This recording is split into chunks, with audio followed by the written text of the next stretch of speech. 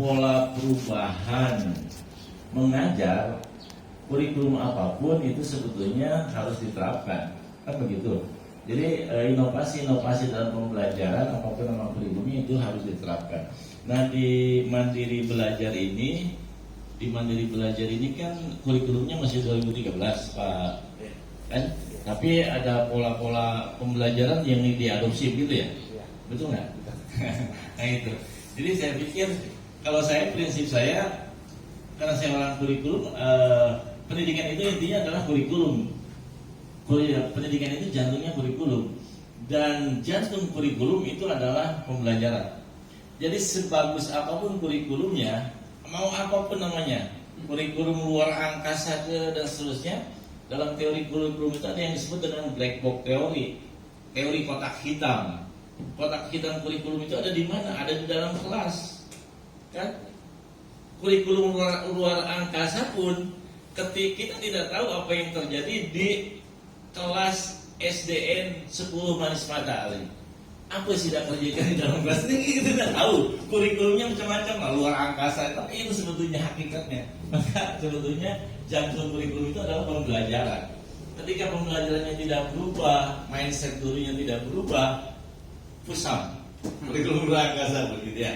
Nah, menjadi bagian penting memang kami Pak Edi, penataan guru, kemudian pendisiplinan guru, saya pikir kinerja guru menjadi lebih penting. Bagaimana kita akan cerita kualitas, inovasi pembelajaran, platform dan seterusnya. Dia masuk aja pelan-pelan, kata Pak Haji Sunario. Banyak laporan, wah ini banyak guru-guru yang nggak masuk, banyak mangkir. Gimana yang dia mau cerita platform Merdeka Belajar dan seterusnya. Nah ini PR ini tentu harus menjadi bagian penting kita. Saya selalu katakan kalau di depan kawan-kawan guru, PR kita ini dua sebetulnya. Yang pertama adalah kuantitas kaitan dengan APK dan APM yang mendukung ini pembangunan manusia. Yang kedua adalah mutu. Ini dua PR ini tetap harus kita kejar. Satu sisi kita akses harus kita perluas, wajib anak-anak belajar. Kemudian yang kedua adalah peningkatan mutu. Nah, kaitan dengan sekolah penggerak, saya pikir ada beberapa praktek baik lah. Dia menyebutnya best practice, apapun namanya itulah, mau inovasi ke best practice dan seterusnya. Tetapi itu merupakan pembaharuan inovasi yang punya kapasitas untuk meningkatkan kinerja pendidikan. Kan maunya dari pusat ini, kenapa harus ada mandiri, kemudian dia sekolah. Teorinya kan ketika itu muncul dari dalam dirinya sendiri, makanya diberi kebebasan nih, maka dia akan lebih terimplementasi, itu teorinya. Kalau dulu katanya top down, kurikulumnya diberikan dari atas, tidak terimplementasi dengan baik. Sekarang dibalik, silakan bottom up, dibilang dari bawah. Tapi banyak kendala sebetulnya kan, ini kendala itu. Jadi ini menjadi bagian penting, saya pikir. Dan nanti PMO bingung juga, misalnya Bu PMO ini siapa gitu. Nah, nanti kita rapatkan kembali. Tentu ada Pak Porwas nanti berkaitan dengan untuk pendidikan. Nah, kaitan dengan apa penandatanganan hari ini, ada berapa sekolah? Ada satu sekolah. Jadi sebetulnya mungkin harapannya bahwa akan banyak sekolah yang mendaftar menjadi sekolah penggerak ya. Ya cuma itu tadi, karena dia suruh bottom up. Nah, kalau dia nggak mau gimana gitu kan. Nah, tapi itu tadi sebetulnya, kecuali kalau kita perintah, dia mesti banyak kan. Tapi karena ini mandiri, menjadi apa? Ya itu pilihannya. Nanti biar dievaluasi sama pusat lah. Bagaimana sistem bottom up, bagaimana sistem top down gitu ya. Ada beberapa. Kalau ini teori ini sih, teori negara maju sini. Teori negara maju, kalau negara maju ya demikian. Tapi kita kan belum terlalu maju juga sih.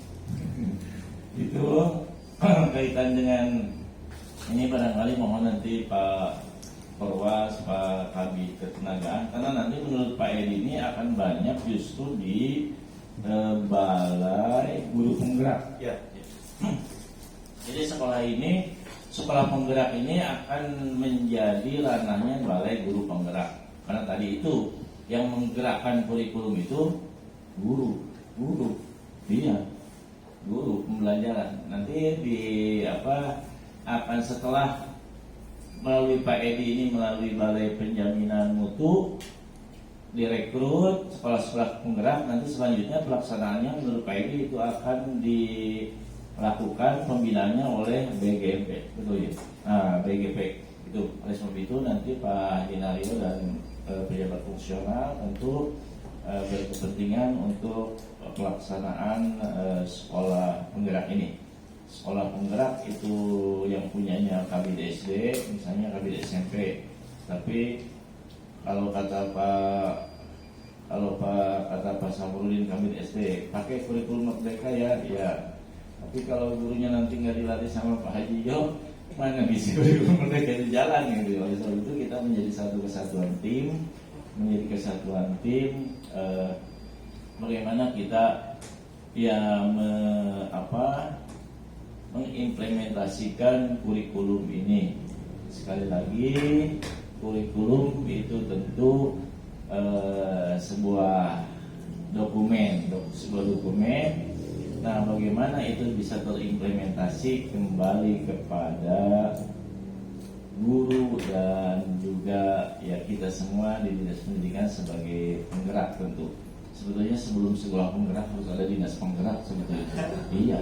Sebelum ada guru penggerak itu harus ada pejabat penggerak sebetulnya. Karena kalau pejabatnya juga nggak bergerak ya nggak sama aja, nggak sedia guru lintang bukan bergerak juga harus ada pejabat penggeraknya gitu. Ya, tapi apapun itu sekali lagi filosofinya sama barangkali semuanya. Kita ingin meningkatkan mutu pendidikan, itu saja sebetulnya filosofinya. Apapun caranya, ini hanya cara saja. Ada banyak cara, tujuannya sama. Bagaimana kita mencapai mutu pendidikan yang lebih baik kita itu di Indonesia itu. Jalannya bisa A, bisa B, bisa C, bisa E. Cuma kita ini kadang-kadang kebanyakan jalan, udah sampai jalan ini. Tapi itu ranahnya pemerhati pendidikan. Sebagai kepala dinas saya tetap harus tunduk pada Permendikbud begitu. Itu. Nah, sementara jalan yang akan kita lalui ini adalah kurikulum Merdeka, apapun namanya itu. Sekali lagi bahwa kurikulum ini tetap harus kita jalankan untuk meningkatkan mutu pendidikan. Tanpa ada perubahan kurikulum pun mutu pendidikan itu sebetulnya harus dipikirkan dari zaman baheula. Tanpa ada perubahan kurikulum pun sebetulnya itu menjadi penting ini nanti dalam rapat PMO yang lebih besar, karena Pak Mursid juga PMO juga, ya kita semua adalah PMO. Yang tadi itu PMO itu sebagai pejabat penggerak menurut saya. Jadi namanya PMO, namanya pejabat penggerak gitu. Nama jawabnya hadis. Kalau nggak salah gitu ya Pak Salah ya. PMO itu pejabat penggerak itu. Iya enggak? Dalam istilah kampung kan bisa fokus. Iya. Itu barangkali pengantar dari saya. Terima kasih kepada kawan-kawan yang sudah hadir. Saya sebetulnya jam 8:30 ini Om Suduri teleponnya. Saya rapat penanaman pohon serentak di Kimelhak dan telepon 2 kali sama Pak Haji. Pak Haji apa? Pak Haji Usnan. Itu pengantar dari saya. Terima kasih sekali lagi. Terima kasih Pak Edi sudah hadir. Terus dibantu kami. Mudah-mudahan juga menjadi lebih baik. Kami tidak ingin ketinggalan dengan kabupaten lain. Kami ingin menjadi kalau bisa nomor 1. Terima kasih. Assalamualaikum warahmatullahi wabarakatuh. Selamat pagi. Salam sejahtera bagi kita semua. Pak Kadis, yang dapat diperkin Pak Kadis. Oh, ini 82 kali. Ya, tidak tanda tangan loh.